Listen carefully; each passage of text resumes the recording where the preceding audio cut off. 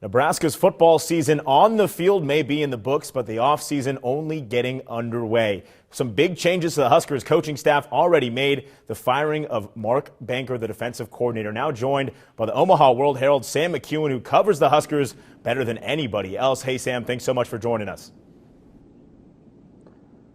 Thank you. Let's get started, get right into it. Kind of a peculiar time to make this move. Why do you think Mike Riley and the Huskers announced the firing of Mark Banker yesterday?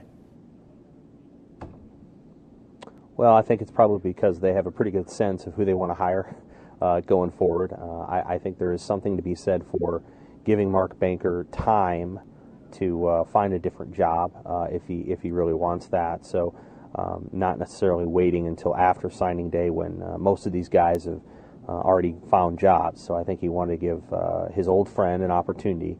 So they announced it now, I think in part for that reason. But I don't think this decision was made yesterday.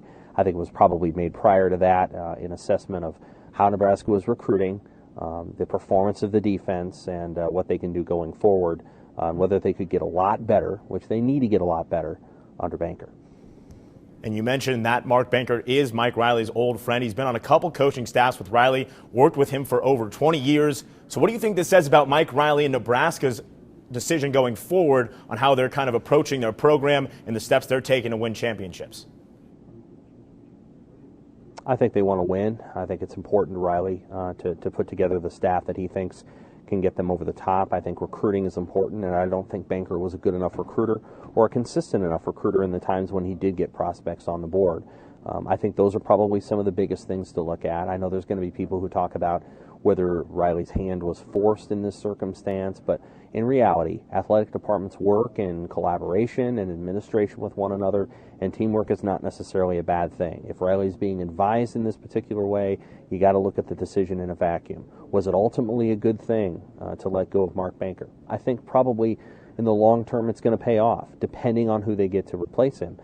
I think Banker had been effective in some ways, and the defense, while it improved this year, did not get good enough to necessarily give you a ton of confidence heading into 2017.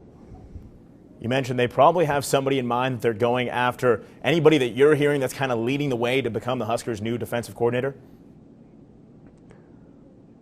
No specific name at this point, but I think we've culled together enough World-Herald sources to feel confident that they are going to explore, somebody who might have an experience with a 3-4 defense. In other words, utilizing more linebackers, maybe putting those defensive linemen in different spots. Nebraska does have the kind of personnel that could lend itself to a 3-4 defense. They don't necessarily have an elite defensive end, but they have some guys that could play that sort of 5 technique that you normally see in a 3-4 defense.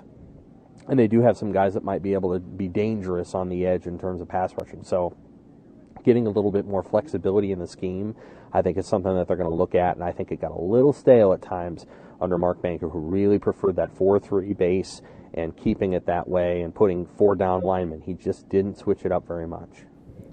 And you mentioned National Signing Day just about a month away. How do you think this affects Nebraska's recruiting in this final month, a big home stretch, as they try to sign people to come and play in Lincoln? I don't think it affects them a ton. I don't think it's going to be that big of a deal that they let go of Banker. I think they're going to be okay there. I think they're going to be able to find guys that can recruit.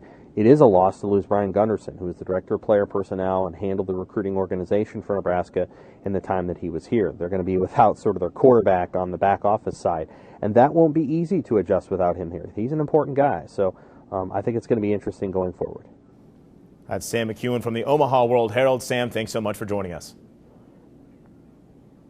All right, take care. God bless.